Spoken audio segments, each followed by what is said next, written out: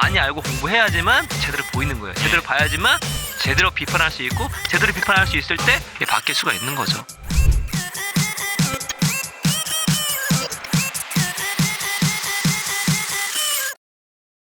오늘 고신세 시간에는 OECD에서 나온 자료들을 여러분들이랑 한 3개 정도 살펴보면서 우리의 좀 뭐랄까 거시적인 메타인지를 올려보는 시간을 가져보도록 하겠습니다.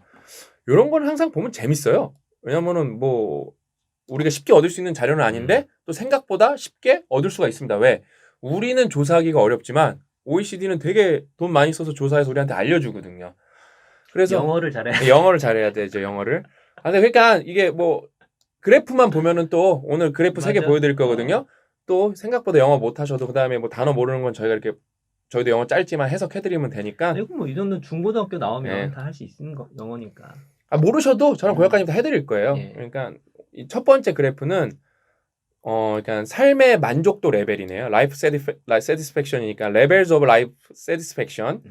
그래서 이게 2006년이랑 2006년부터 7년까지랑 2016년부터 2017년까지랑 이제 조사를 한 건데 10년 텀으로 일단은 여러분 OECD 평균보다 우리는 대한민국은 좀 안타깝지만 낮게 위치해 있네요.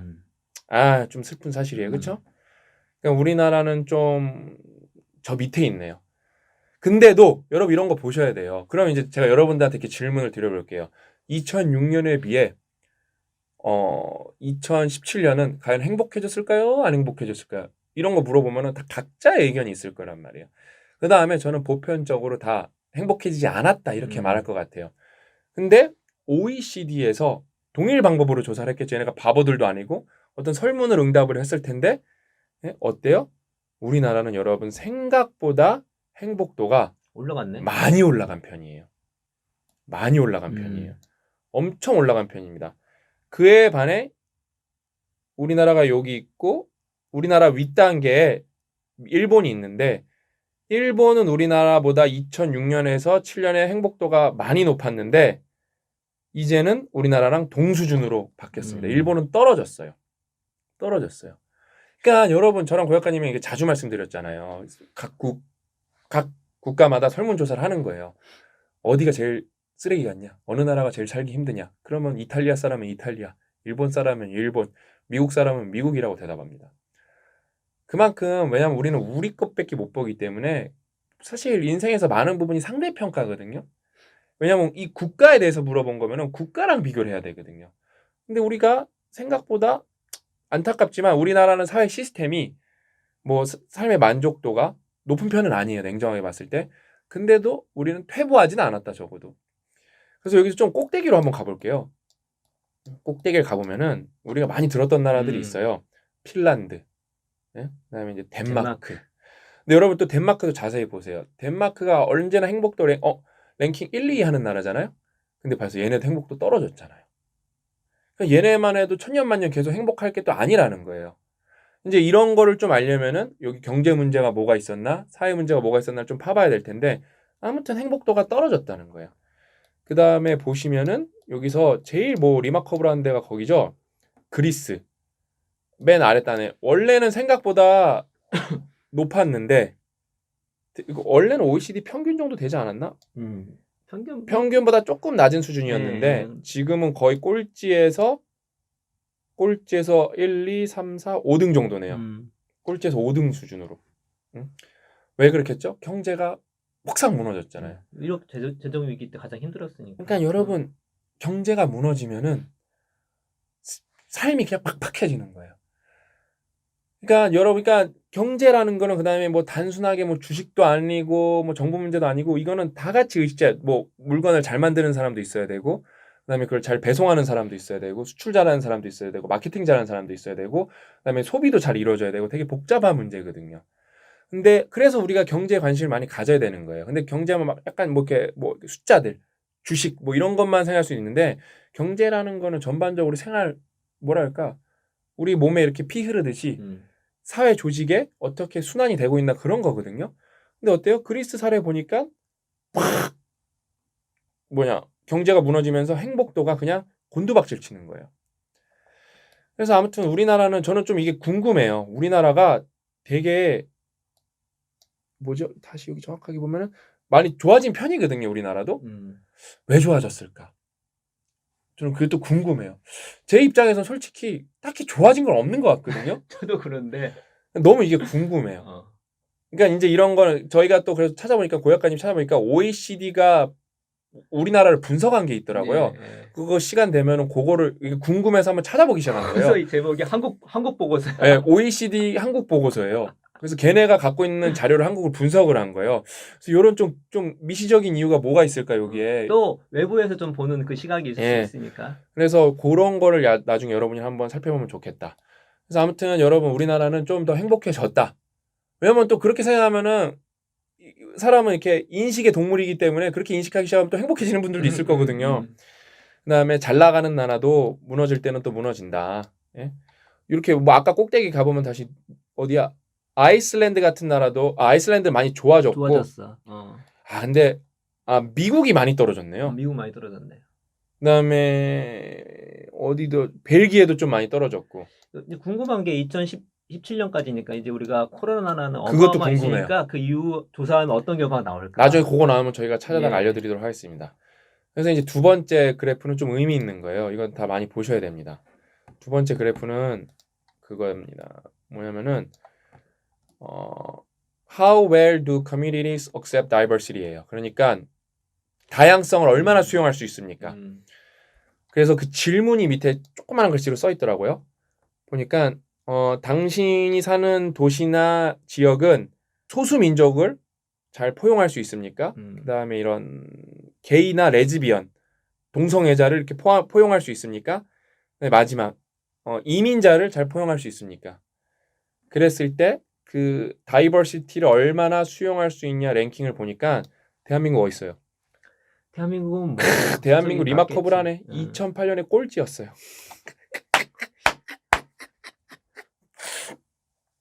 근데 대한민국 많이 살기 좋아지나 봐요. 근데 내가 이제 그게 흥미로워. 절대 레벨은 아직도 부족한 건 있지만 변하고 있어. 우리나라 여러분 2008년에 꼴찌였는데 음. 2018년에 되게 많이 올라왔습니다. 음. 헝가리 같은 나라는 되게 그러니까 평균이었는데 뭔 일이 일어났는지 뭐 이민자 때문에 뭔 일 났었나 보네요. 그렇죠? 근데 이게 여러분 뭘 의미하냐? 뭐 우리나라 다 뭐 저출산 때문에 뭐 나라 망한다 다 이렇게 타령을 하시잖아요. 그렇죠? 맞아요. 그거는 극복 불가능한 문제예요. 정도의 차이만 줄일 수가 있지. 그거는 뭐 여러분 선진국 중에 제가 다시 한번 봐야겠지만 그 사이에 바뀌었을 수도 있으니까 출산율 2 넘는 나라가 사실상 없어요. 사실상 거의 없어요. 그럼 뭐예요? 다 고령화는 속도의 차이지 다 느려지고 진행되고 있다는 거예요. 어떤 데는 좀 느리고 어떤 데는 좀 빠른 것뿐이지. 우리나라가 유독 빠른 것뿐이죠. 유독 빠르죠 우리는. 근데 이제 그러면 뭐예요? 그러면은 결국에는 인구 부족이라고 하는데 여러분 전 세계 최강대국가 어디예요? 미국이에요. 미국은 뭐의 나라죠? 이민자의 나라예요. 그래서 트럼프가 당선됐을 때 뭐가 문제였냐면 이민자를 확 막아버린 거예요. 옛날이면 똑똑한 애들이면 이민 가기 쉬웠는데 그걸 막아버리니까 막 실리콘밸리에서 난리가 났어요. 인도 엔지니어 데리고 오고 한국 엔지니어 데리고 와야 되는데 비자가 잘 안 나오는 거예요. 그것 때문에 난리가 났었어요. 미국이라는 강대국은 이민자의 힘을 바탕으로 세워진 나라고 실리콘밸리는 뭐 이민자 그러니까 네이티브, 그러니까 얘 네이티브를 뭐 유럽에서 정착한 미국인이라고 할게요. 뭐 인디안까진 가진 않고 그러면은 그 사람들 백인 기준으로 봤을 때 실리콘밸리 여러분 인도, 한국 이런 에이시안 이런 계열이 없으면 안 돌아갈 정도예요. 안 돌아갈 정도입니다. 그럼 우리는 어떠냐는 거예요. 우리 다문화 가정 되게 생각보다 숫자가 많아졌거든요. 그걸 되게 따뜻하게 바라보는 사람들이 몇이나 있을까요? 그 다음에 외국인 노동자에 대해서 우리가 얼마나 잘 처우를 해주고 있나요? 여기에 뭐 나쁜 뉴스밖에 없죠. 엄청 많지. 나쁜 뉴스가 엄청 많죠. 그러니까 이게 당장 모순되는 거거든요. 뭐 인구가 줄어서 망한다 그러면은 그거에 근본적인 대안은 될 수는 없겠지만 되게 중요한 대안이거든요. 이민자에 대한 수용에 대해서. 그 다음에 그건 좀 선진국의 의무 중에 하나예요. 우리나라 여러분 전쟁 났을 때 어때요? 선진국들이 원조를 많이 해줘서 살아남았다는 말이에요. 그 다음에 이게 선진국이냐 아니냐는 걸 볼 때 레퓨지를 얼마나 많이 받냐. 그러니까 뭐 이렇게 망명하는 사람들 얼마나 받냐인데 우리나라는 거기에 논의 대상입니다. 그러니까 아예 논의를 할 수 논의를 할 수 있는 수준의 그런 레퓨지를 받는 나라가 아니고 아예 논외예요, 논외. 그러니까 아직 우리나라가 이렇게 뭐 GDP 같은 거 많이 올라갔죠. 1인당 구매력 일본 따라잡았죠. 일본 넘어섰죠. PPP인가? 그 일본 넘어섰잖아요. 그렇죠? 근데 어때요? 아직도 1인당? 예, 1인당. 그러니까 아직도 이 기본적으로 우리가 정말 진사회성 동물로서 해나가야 될 부분에서는 우리 의식 수준이 전혀 높지 않다는 거예요. 절대 레벨이 이게 낮으니까. 사실 후진국 수준이에요. 근데 정말 고무적인 거는 제 인식과 다르게 좋아졌다는 게 제가 생각한 것보다 되게 놀랬네. 그러니까 그런 거 저는, 이제 봐야 메타인지 올라가죠. 그냥 레벨이 낮다는 거는 어느 정도 인식을 하고 있었는데 이 사이에 이렇게 좋아졌다고? 물론 뭐 그 완벽하다고 말할 수 없겠지만 꼴찌에서 원래 꼴찌였는데 그래서 꼴찌에서 하나, 둘, 셋, 넷, 다여 7등까지 8등까지 왔어. 오, 많이 좋았어. 좋아지고 있는 추세라니까. 이거는 중하위권이지 이제. 꼴찌랑 중하위권은 중하위권. 다른 얘기죠, 그렇죠? 여러분 공부할 때 얘는 꼴찌야랑 얘 중하위권이야 다르잖아요, 그렇죠? 하위권도 아니야, 중하위권이 이제. 뭐지 않았어요, 우리? 우리가 이제 다양성을 더 수용하는 나라가 됐으면 좋겠고 그게 생태계 관점으로 무조건 좋아요, 무조건. 그냥 근본적으로 좋은 거예요, 그거는요. 그리고 그냥 인권적 측면에서 그렇게 해야죠. 네. 그 다음에 이제 마지막으로 보는 게 좀 신기한 자료인데 OECD에서 별걸 다 조사해요, 여러분. Time on phones and social media예요. 그러니까 전화와 소셜 미디어에 쏟는 시간. 이건 2019년에 조사했네요. 여러분, 난 이것도 놀랐어. 내 생각이랑 너무 많은 게 달라. 나는 우리나라가 1등 할 줄 알았어요. 근데 우리나라는 이건 좀 좋은 것 같아요. 생각보다 인터넷이랑 그 다음에 스마트폰을 생각보다는 많이 안 쓰네요, 우리나라가.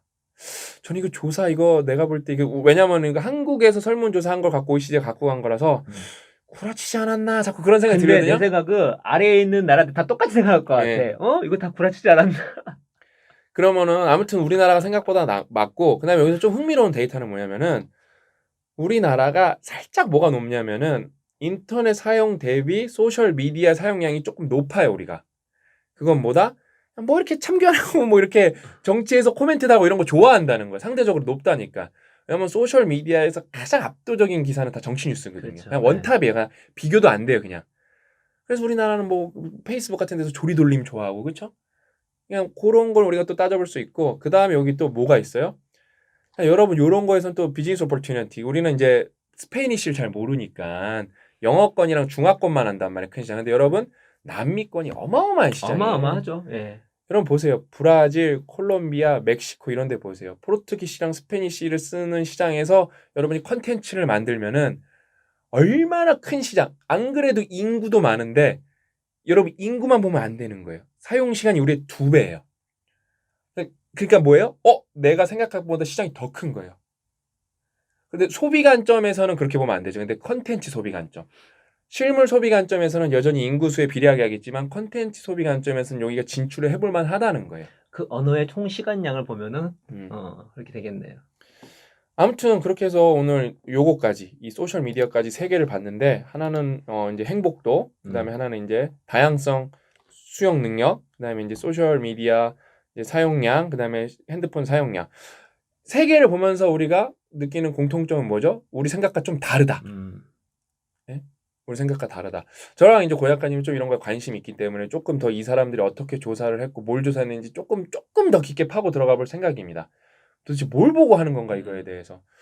아무튼 그래도 그 OECD가 우리를 뭐 막 우리한테 아부떨 이유도 없고 그렇지. 우리를 소개하는 데이터를 조작할 이유도 없잖아요. 완벽하지 않겠지만 상대적으로는 훌륭하게 조사를 했겠죠. 예. 일단은 근데 이런 거는 좋은 데이터인 게 뭐냐면은 그러니까 OECD 가입국은 다 조사한 거잖아요. 거시적인 데이터이기 때문에 뭔가 이렇게 함의하면은 바가 크죠. 근데 여러분도 이렇게 저희 이런 거 고신세 아니면 이런 거 볼 기회는 잘 없잖아요. 그래서 이런 거에서 좀 이런 거를 같이 보면서 교양도 늘리고 상식도 늘려가면서 뭐랄까 같이 조금 더 똑똑해졌으면 좋겠습니다. 데이터를 통해서 우리의 어떤 인지 그거를 약간 조절하고 교정을 하는 조금 그러니까 우리가 원하는 0점 조정하는 0점 조정한다. 좋아요. 그런 것 같아요. 예. 아무튼 그렇게 해서 오늘 그래프 OECD 거 살펴봤는데 요거 좀 반응 좋으면은 OECD 아예 그래프 그게 있어요. 통 보고서가 있어요. 그걸 좀 심층적으로 달아보도록 하겠습니다. 오늘 이야기는 여기까지고 다음 시간에 더 알찬 내용 찾아뵙도록 하겠습니다. 또 만나요.